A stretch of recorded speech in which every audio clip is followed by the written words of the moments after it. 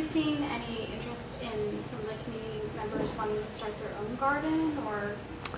Yeah, there's actually a program with one of the a charter elementary school and another community organization where people have gotten planter boxes to grow in their own backyards. And that's been fairly successful.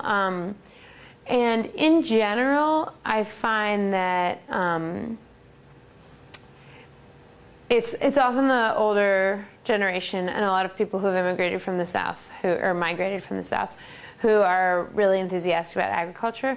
But I would say that in general, you know, through our high school internship or through those programs, we're really, what we're getting to people the most is some of the job readiness skills, which are more sort of broadly applicable.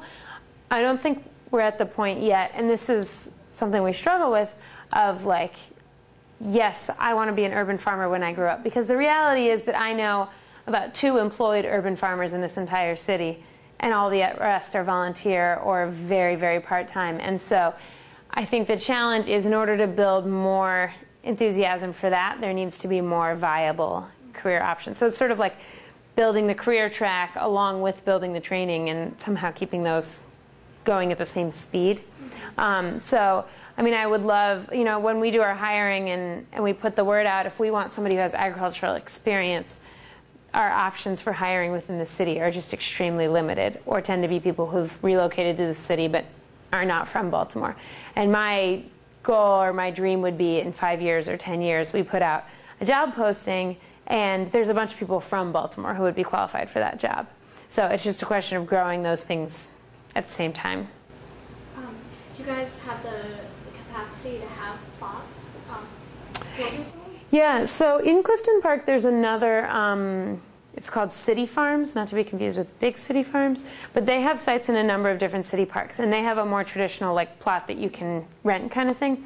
What we have talked some with the Office of Sustainability about, as they are forming an urban farmer training program, having more of like an incubator type model where somebody could come and they would be farming an acre, and that would be completely under their management on our site, because we have the room for it right now. So that's something that we're open to and sort of exploring the possibility of. I don't think there's so many places doing more traditional community gardens that I don't think we'll really go in that direction. But I could see a point where people are either renting space or doing a work trade for space, or something like that. We're open to figuring out how to maximize food production on our land and get people trained up.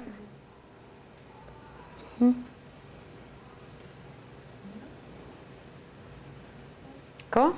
Lynn, thanks so much for coming. Yeah, thank you. And so make sure to grab tomatoes, bumper stickers. I'm going to put some of my cards out too if anyone wants one of those.